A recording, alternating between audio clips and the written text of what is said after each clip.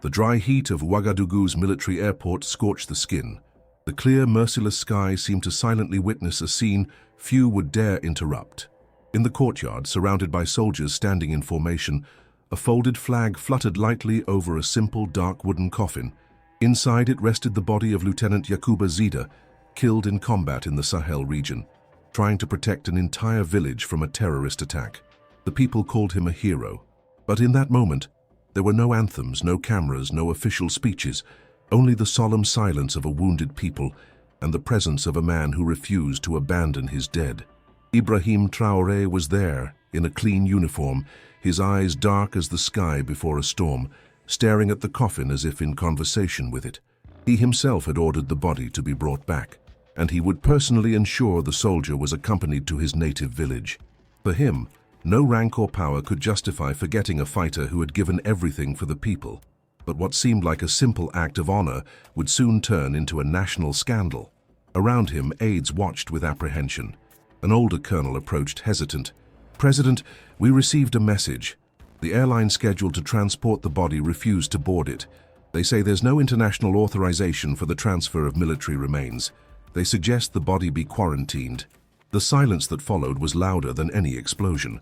Traoré raised his eyes, fixed on the colonel for a long second, and then murmured, "He waited 3 hours for reinforcements in that ambush. No one came.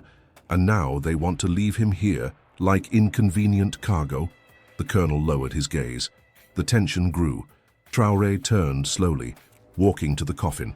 He ran his hand reverently over the national flag. The crowd of soldiers, previously steadfast, began to show unease. Everyone knew the president would not back down. He sighed, lifted his face to the sky, and spoke loudly for all to hear. "If a man who gave his life for us cannot return to his land with dignity, then none of us is worthy of wearing this uniform." The silence turned to commotion. He decided he would personally board with the body. He would take the presidential plane if necessary. But the original plan was to use a commercial flight, as the village had no airport, and the journey required connections. The problem was that the airline handling the leg to the regional capital opposed the coffin's presence on board. "Passengers might feel uncomfortable," the memo stated. "There are international health regulations, and the protocol is clear. The transfer of remains must follow consular procedures." Upon hearing this, Traoré paused for a moment. Then he turned around, walked silently to the hangar where the airline representatives were. He entered alone. Outside, soldiers waited, tense.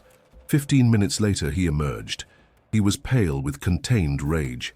"They said regulations are above honor," he said quietly to his aide-de-camp. Then he gave the order no one expected. "Then we go on foot. If necessary, we'll cross the entire country with this coffin on our shoulders." The rumor spread in minutes. An impromptu procession began to form. Men and women gathered around the outskirts. Many wept, others sang hymns.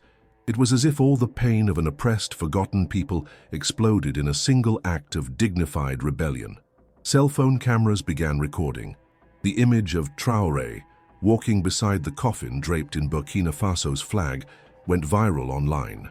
The shouts echoed, "Zida will not be left behind. Traoré stands with the people."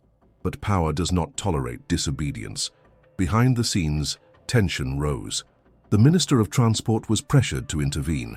The foreign airline's ambassador sent diplomatic notes. They said Traoré was violating international treaties, that he was jeopardizing delicate diplomatic relations.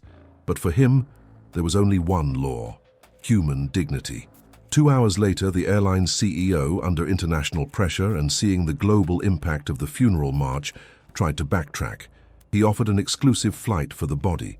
He said it was all a misunderstanding. But it was too late. The people no longer wanted flights or apologies. They wanted justice, and Traoré knew that moment had become something far greater.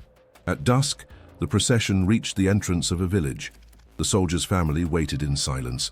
An elderly woman with white hair and steady eyes approached. It was Zida's mother. She did not cry. She simply took Traoré's hands and whispered, "Now he can rest. You brought him home." That night, there were no speeches. Only fire, drums, and silence. The village elders sang ancient songs of return and passage, and Traoré stayed there, sitting on the packed earth, like a grieving brother among his own. That image, the president among the poor, honoring a forgotten dead, spread across the world. But what no one knew was that the story wasn't over. Days later, something surprising happened. A group of soldiers appeared in the capital. They were Zida's comrades. They were in uniform, but silent. One by one, they placed their campaign medals before the presidential palace. When Traoré came out to speak with them, the eldest stepped forward and said, "We wanted to return these, but seeing what you did for our brother, now we understand. This medal only has value if given by a leader who doesn't forget his own. Now it means something." Traoré didn't respond. He only nodded, his eyes misty. It was confirmation of something greater, more than a funeral. He had resurrected hope. The international reaction was immediate.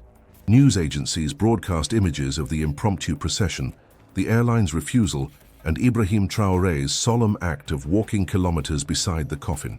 Headlines flooded screens. African president refuses flight and carries dead soldier to his village. For the people, it was more than news. It was the symbol of something long missing, leadership with soul. But behind the scenes, things were heating up. A group of security advisors, pressured by foreign allies, tried to convince Traoré to tone it down. It was symbolic, Mr. President. Now it's time to return to diplomatic stability. The country depends on these agreements. But Traoré looked at them firmly. If an agreement requires me to dishonor my dead, then that agreement is rotten from the start. He was not willing to negotiate principles. Days later, during a military ceremony in Ouagadougou, Traoré surprised again. He posthumously decorated Lieutenant Zida before the entire troop, but went further. He knelt to present the medal to the soldier's mother. The state failed him in life. May it at least learn from his death. The crowd fell into absolute silence. A silence heavy with pain but also redemption. In the audience, a young soldier was crying. His name was Soleimani. He had served with Zida and was one of the last to speak with him on the radio before his death. In the following days, he wrote a letter to the president, thanking him for not abandoning his brother in arms. The letter went viral, and once again, social media was flooded with emotional videos, tributes, cries of "Zida lives" and "Traoré, father of the orphans." But the conflicts didn't stop. The airline, which had initially tried to hush the case, now found itself at the center of a wave of protests across the continent. Several African countries cancelled the company's flights due to public pressure. At airports, protesters appeared with banners saying, "If you don't respect our dead, don't touch our soil." The crisis spread like wildfire. Meanwhile, in diplomatic meetings, European diplomats tried to convince Burkina Faso to calm the situation. Traoré was called intransigent, emotional, populist, but he didn't respond with words. He responded with actions. He created a new directive for the armed forces. Every soldier killed in action would have a symbolic presidential escort, even if the president wasn't physically present. And more, no airline would operate in the country if it refused to transport its heroes. The measures were seen as too bold by some, but for the people it was justice. Families who once grieved alone now felt their pain was recognized, that they were no longer invisible. And this began to transform the country from within. In schools, children started studying Zida's story as a symbol of patriotism. In villages, elders repeated with pride, "We have a leader who walks with the dead." But external tension persisted. The airline's European headquarters issued a statement trying to blame a logistics employee for the refusal. They said there was a communication failure. The employee was fired. But on national television, Traoré said something that stunned everyone. When injustice is institutional, blaming the employee is cowardice. The root lies higher up. And we know that smell. It's the same smell as when they took our gold, our cotton, and even our names. The audience erupted.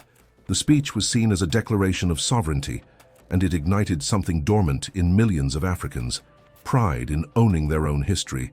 However, the episode took another unexpected turn. A retired general, who had served during the dark years of previous regimes, published an open letter criticizing Traoré. He said the president had used a soldier's death to gain popularity, that it was dangerous to mix emotion with military command. The letter was read on a national radio program, and the atmosphere grew tense. The next day, Ibrahim Traoré appeared unannounced at the barracks where the general had served, not with security or speeches, but with Zida's father. A simple man, a farmer, who had never left his village.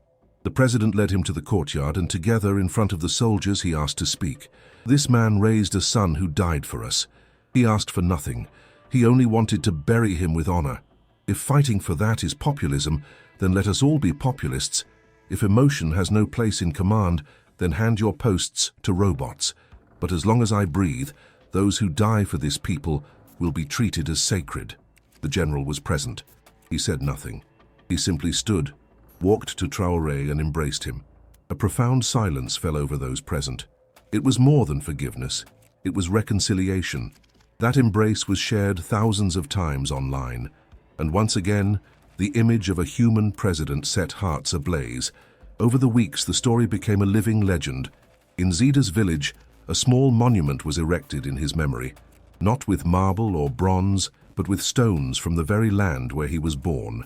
On it, an inscription, "Here lies a soldier, up above walks a brother." Traoré, visiting the site months later, cried for the first time on camera, not out of weakness, but because he understood that true strength lies not in tanks or treaties. It lies in carrying the pain of the humble on your shoulders, even when the whole world wants you to ignore it. And so, from a diplomatic era, a new symbol was born. It wasn't about coffins or planes. It was about dignity, about not forgetting, about doing what's right even when no one is watching, and about never leaving anyone behind, not even those who have already departed.